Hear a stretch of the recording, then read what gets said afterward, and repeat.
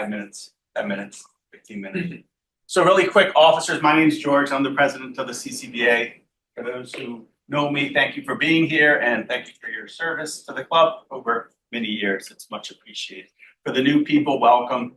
I hope we can convert some of you into sustainable beekeepers and long-term beekeepers and eventually, come and help the club out because we basically are driven through membership, right? And we're all volunteers. We always need help.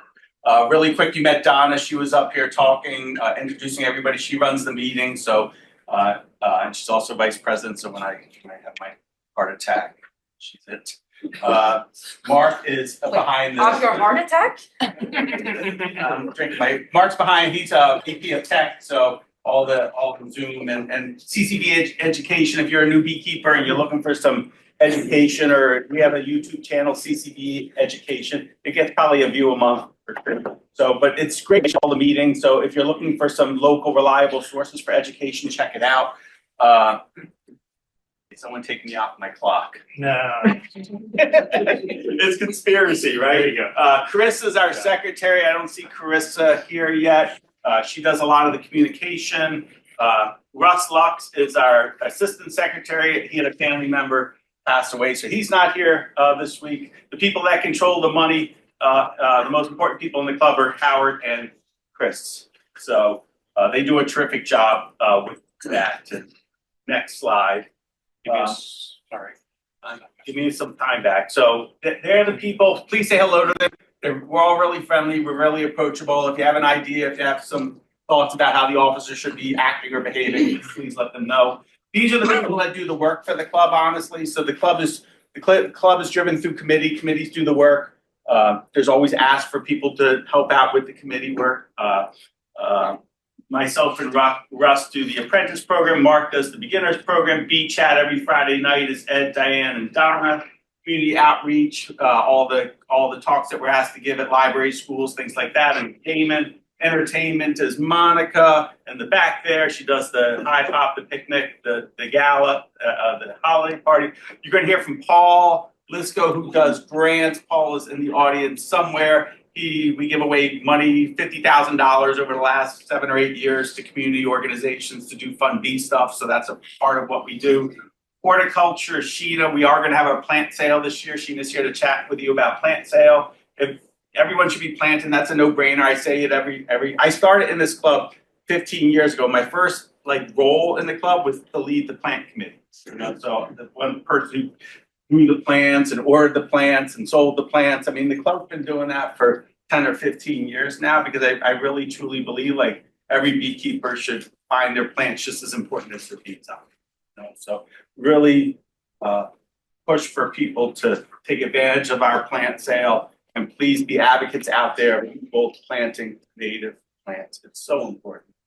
So that's my commercial for that. So anyway, if you want to get more involved, talk to Sheena on that. Charlie's our queen team. So we've been pumping out. Charlie's here somewhere in the back there. So the club's been pumping out good genetics for how long, Charlie? 10 years now, 10 years now.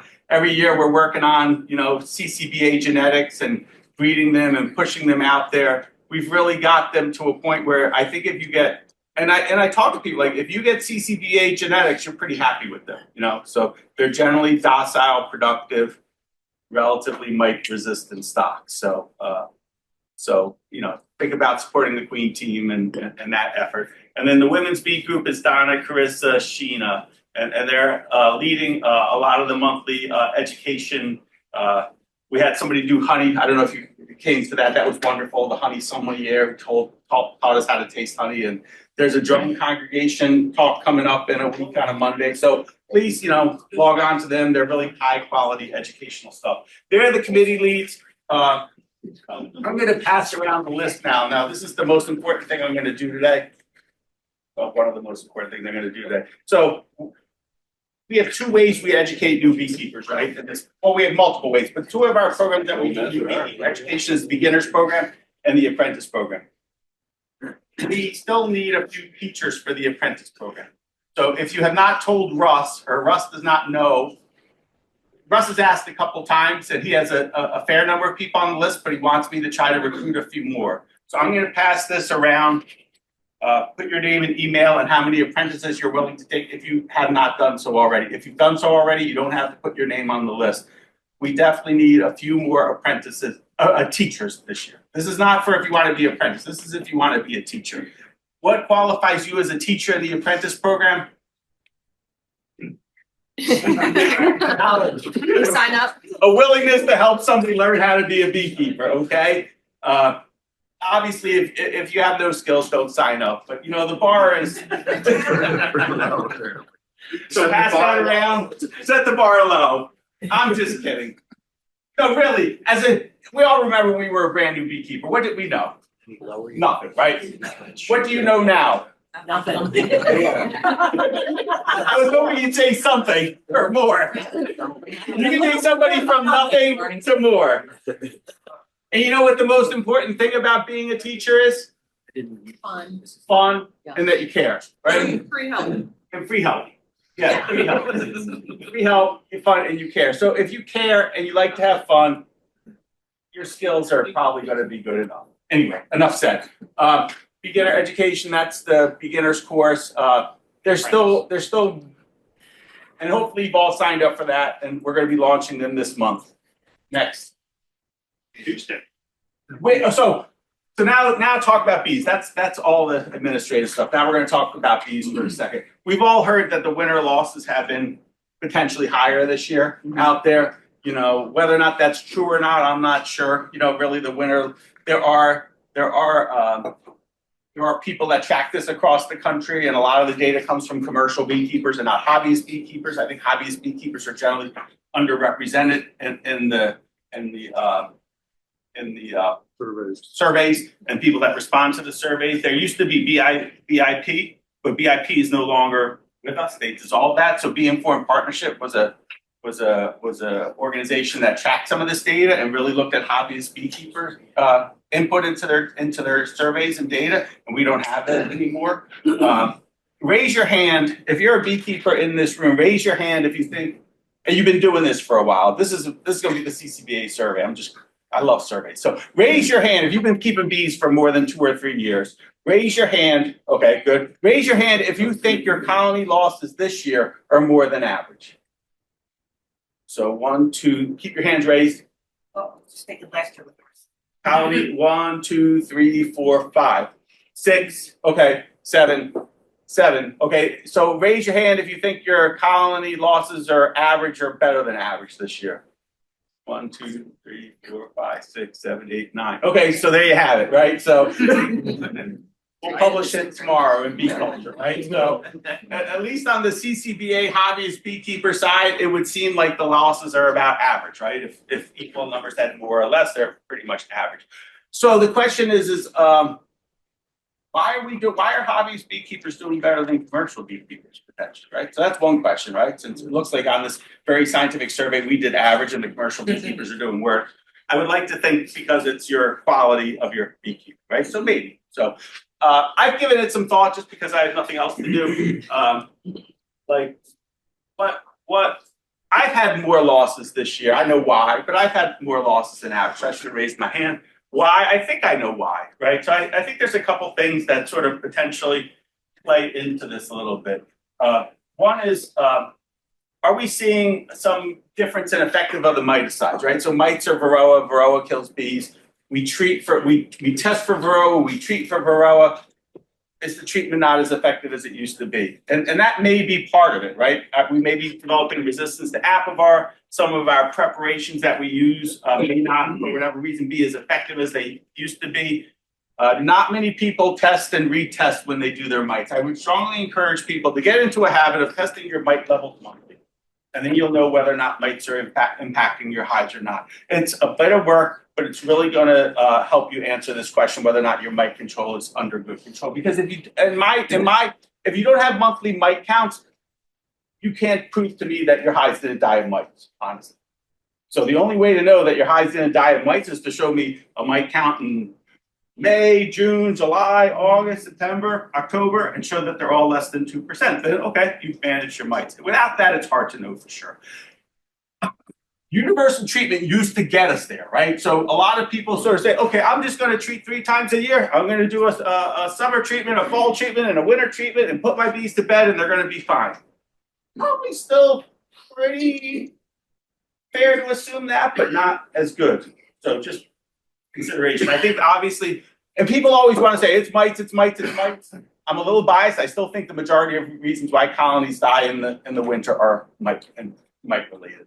With that said, lack of fall nutrition. I've been doing this for a while. I'm no expert. I've definitely noticed the last 2 years the fall flow is pathetic.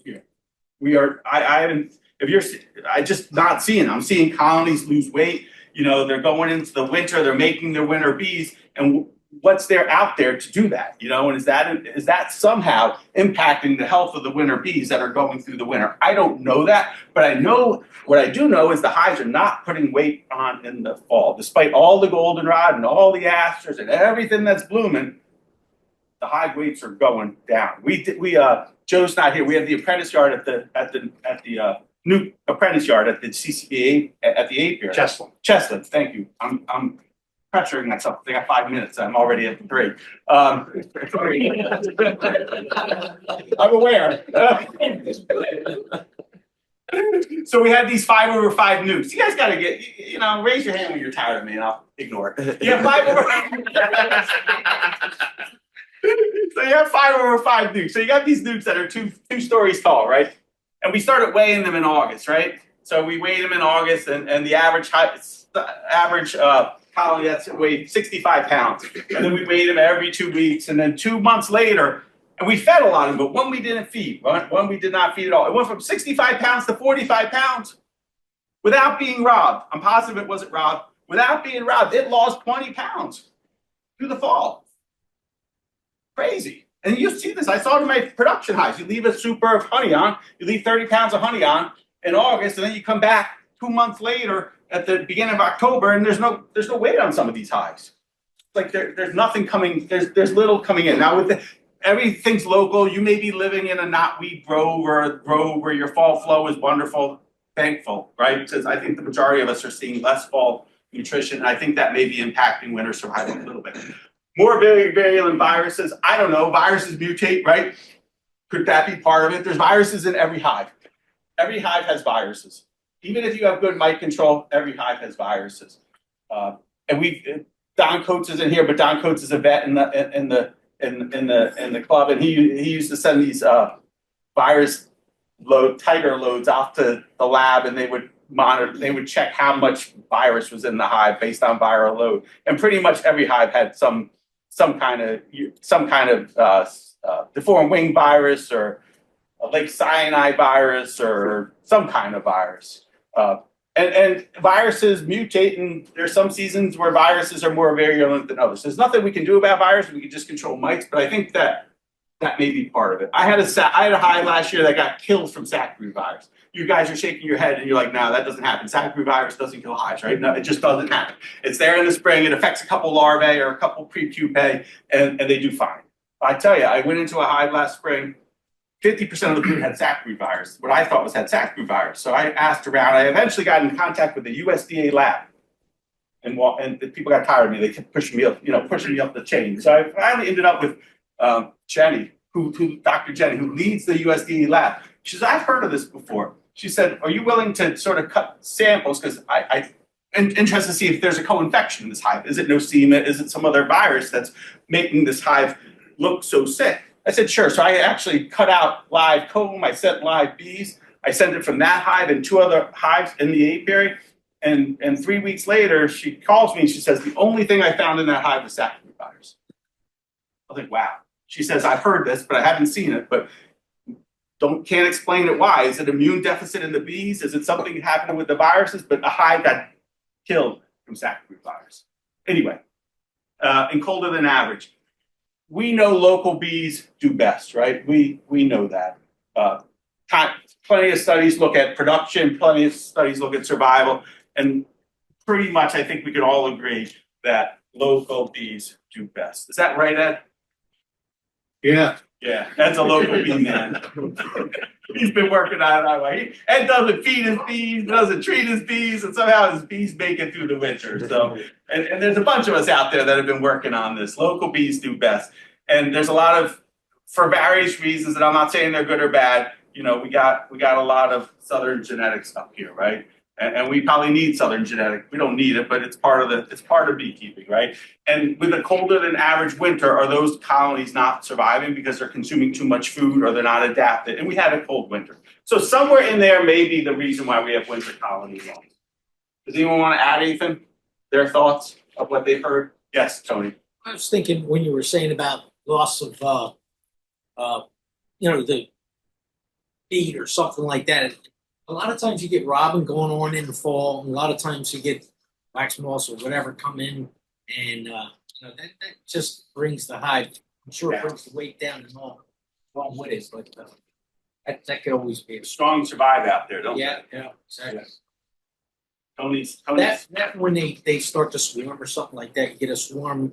They're gonna take everything with them too. So I have hives near Tony's weights are going up, my weights are going down on my hives. I love you still, Tony, but you know. I come over at night and take your bees. I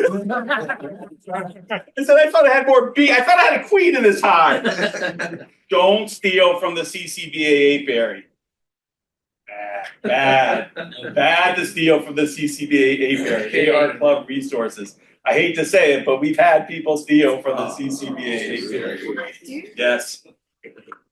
Not this year, not recently, but we've had problems with people helping themselves at the CCBA apiary.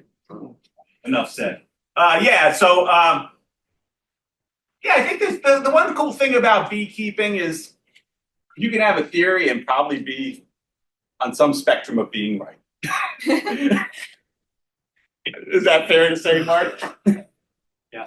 And as president, you can stand up here and profess that you know a lot, and that's dangerous. So everyone should have their goals. So, you should have probably made your goals before March, but some of us make goals a little bit later. So what are my goals this year? I want to practice more IPM because I got hit with some loss that I think is Varroa related. So I want to think more about it does work if you're dedicated to it. That's my problem. I'm not dedicated to it. And IPM is one of those things you got to be dedicated to for it to work. So if you want to do more IPM, integrated pest management is what it stands for. Think about getting good genetics. Think about getting local queens, local genetics in your hive. Think about some drone culling. The mites are on the drones. Drones are important because they mate with queens, but they are sort of a sink for Varroa.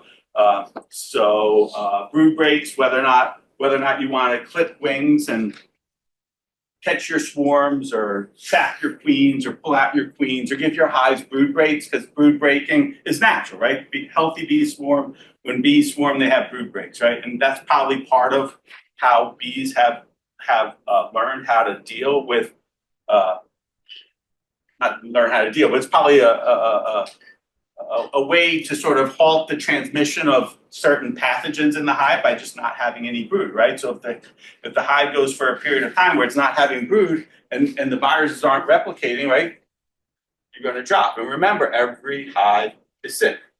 It's just a matter of how sick, right? So if you do rolling demery, some of us know what the rolling demery, Greg knows what the rolling demery is.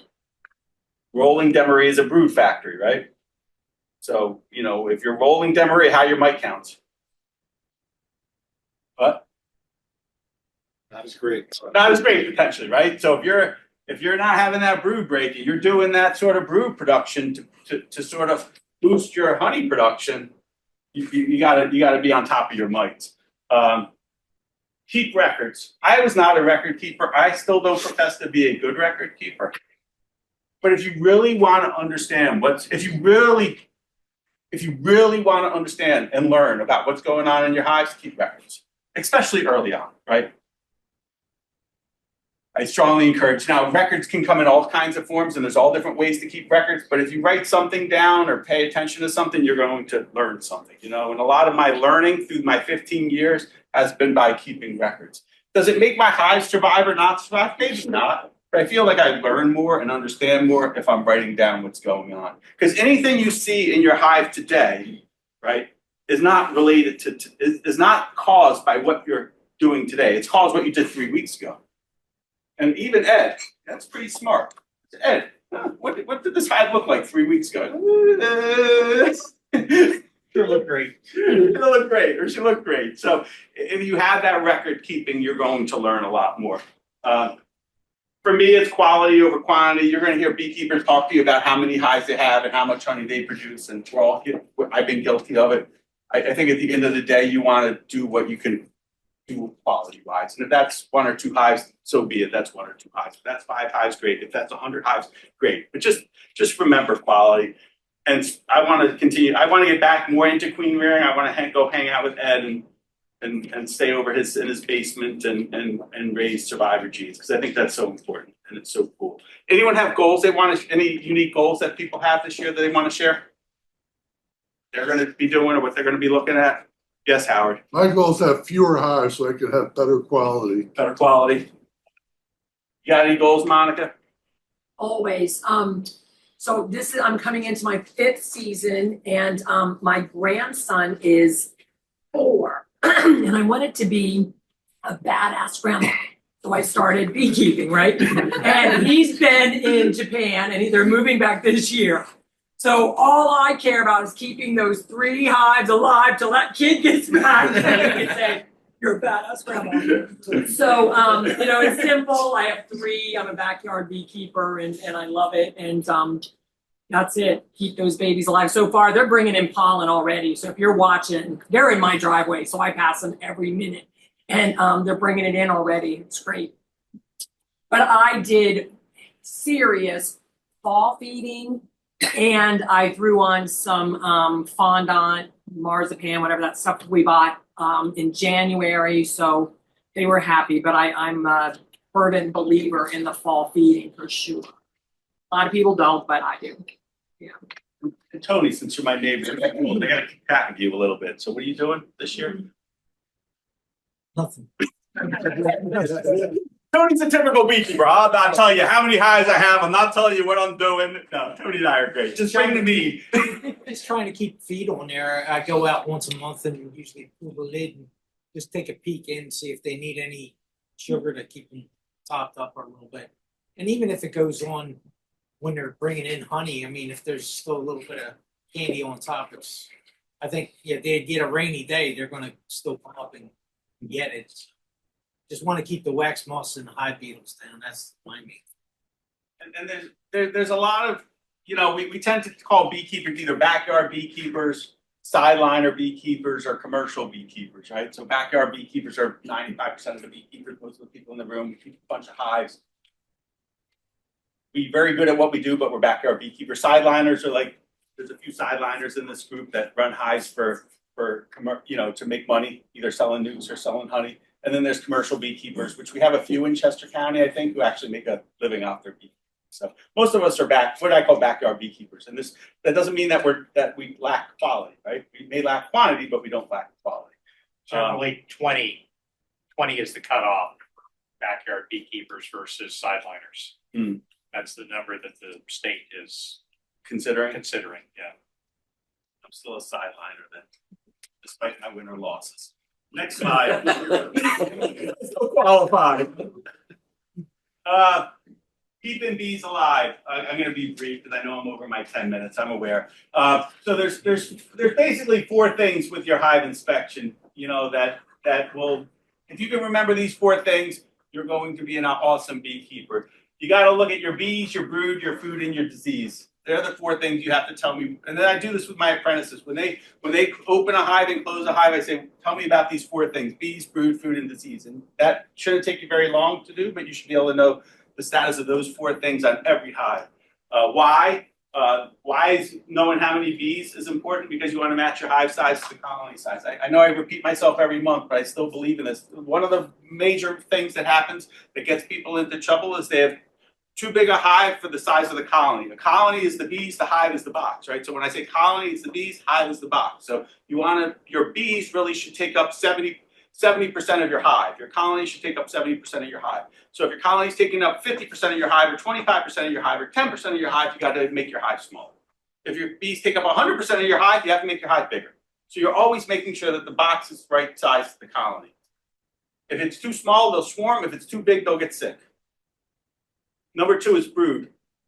You're always assessing brood. There generally should be brood in your colony pretty much all year round except for the winter, right? So you do want to make sure there's brood there, and if there's not brood there, you want to figure out why. If there should, even in the dearth, even in the summer when queens slow down, there should always be some brood there. You should never have a hive that has no brood in it. And if it does, you want to intervene when they can't fix themselves. That's skill, that takes learning, but it's important. You talked about food. Jeff Eckel, who's our inspector, told me a couple of years ago, which was a point that stuck in my head. And when Jeff talks, we should all listen. We'll hopefully get Jeff at a meeting because he's an incredible. He's a sideliner and inspector, so his skill set is just out of this world. Out of this world, Jeff is. He said you should always leave. You should always have 30 pounds of food resources on the hive at all times. You should always try to have 30 pounds of food resources on the hive at all times. And this goes for the honey harvesters in the room. Like, you got to be careful when you start harvesting and you're drawing down, or even anyone who's harvesting. You don't want to draw a hive down where it has no resources left. Makes sense. But it's sort of like, that makes sense. I want to have 30 pounds of resources on the hive. And that's just what Tony said, because you don't know when it's going to rain, you don't know when it's going to get cold, you don't know all of a sudden. But what happens if you go to your fridge and it's empty? Well, you're okay maybe for a day, but at some point you're going to need to figure out where you're going to get food from. And then we talked about disease. This is where reading and knowledge comes in. To recognize that and experience. You won't know what you're looking at when you start, but if you continue to look for it, you'll figure it out quickly.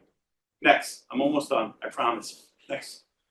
So March management considerations. Like, what am I doing in the hive this month? What's a must do? I think you want to do your inspection this month. You want to get into your hive when it's a nicer day, when it's over 55 degrees or 60 degrees. You want to make sure you're clean, right? You just want to make sure your colony looks okay right now. Not that you have great resources to fix a problem right now because there's no queens, but you should generally know whether or not your hive's okay.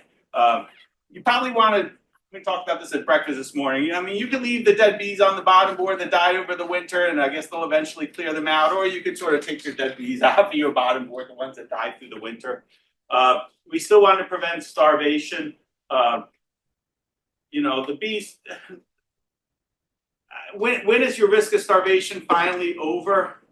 I don't know. Does anyone know dandelions? Is that when they say fall? Like, fall's a good backyard. When do you have to stop worrying about starvation? Sometime this month, generally, right? I would say the end of March. End of March. Yeah, because right now some maples are flowering. It depends on where you are. South of here, it's really probably going crazy. North of here, I think it's down. Maybe the skunk cabbage is open, and that's about it. It's very variable within Chester County. But I would say to be safe, you need to go down to the end of March. So leave your insulation on at least till the end of March, and maybe we'll take. Yeah, so I always say dandelion blooms, which I think is the end of March around here. That's kind of what I try to equate what's going on in the hive to what's blooming, because I think it's kind of related, right? So for me, as soon as I see the dandelion blooms, I feel like my hives are okay even if they're light, they're going to be okay. Now you're going to see if you go in, and I just admitted, Howard, I did go in. You're going to see some brood. Obviously, there's brood now, and you're going to see wet nectar sort of around the brood, because that's how they organize their brood and nectar and pollen. And I think some of that may be foraged, but I think they're just moving some honey around, right? Still, so I think they're constantly sort of taking the stores and sort of watering it down and then feeding the brood around. Yes, Mom. I just wanted to consider the bottom boards. That's a learning tool. Mark Metters is very good. He came to me that first season, pulled out the bottom board, and that's a story amongst itself. Like, you can see. You're referring to the IPM tray, Oh, is the slide out tray, right? Yeah, Yeah. yeah. Well, actually, mine was actually just the white bottom board. Or Yeah, yes, but it's a right. slide out. I'm sorry. Yeah. Yes. What they're saying is right. But that's something to consider. Just so a learning tool. Do you agree? Yes, absolutely. Yeah. Some people like the screen bottom boards for IPM, and they like it for that learning to see what the hive is dropping from inside to the bottom, and then you can look at what's on that board and you can make an assessment, some assessment of what's going on inside of the column. And we're going to talk a little bit about that. Yes, Paul. I would be remiss if I didn't mention the phenology table, and average 180-degree days, that indicates we're about a month behind last year. Just so you know. So if you're eager to get in, wait. Yeah, I do think, the last 2 years, the winters have been warm and we're talking, what we're not even doing now in February. So that's the cool thing about beekeeping is that, yeah, eventually it will warm up, eventually the bees will swarm, eventually your mites will go high, eventually they'll go into winter. But when they do that and how you manage is different every year. That's the cool part of it, right? So to consider, for those of you who have not gone to single deeps through winter and are still doing double boxes, right? Bees move up in the winter. The teaching used to be is like, okay, bring your brood down, move your open space up, so to reverse your deeps at some point, just so bees like to work up. There's a little bit of now people are saying, well, the bees are just going to work themselves down. It's something to consider. Like, it doesn't hurt to reverse the boxes. Equalize colonies, that's a good thing to do right now if you have more than one colony and you have some colonies that are small and some colonies that have 4 or 5 frames of brood and are going to swarm the first week of April. Take some brood out of the strong colony and give it to the weaker colony just to sort of set everything back. A big box of bees that swarms April 1st is useless to you, honestly. And they will do that. The big colonies will swarm early. So if you're running big colonies, you have some small colonies, just equalize. When you equalize, when you move brood, you also just remember when you move brood, you're moving disease, right? Because disease is in the brood. So just be careful a little bit or thoughtful. Like you don't want to stick stuff from one hive and put it in another hive. And stimulatory feed, some people will put a little bit of pollen or a little bit of weak syrup in their hives right now to get that queen laying a little bit more. Because they want to build up the population so they can make nukes. So you can buy some nukes off Carol. Carol needs to make nukes. You may get the bees going a little bit earlier, or people that are selling local nukes. Now is the time to do that, probably, if you want to sort of boost your bee population. If you feed, the queen will lay more. I think that's a fair statement. Yes, I think that's a fair statement. If you feed a little bit right now, the queen's going to lay more. So if that's important to you, you can consider it. The downside of doing that is they're going to take off earlier by swarming if you're not ahead of it. So that's the to-dos and to consider. Any other to-dos that our experts in the room want to throw up on the list before they yank me? You have a question? Yes. So is now the time to kind of look in the boxes if you're gonna, like, my goal this year is we have one hive and make a second hive out of it. Is this between now and the next meeting the time to do that?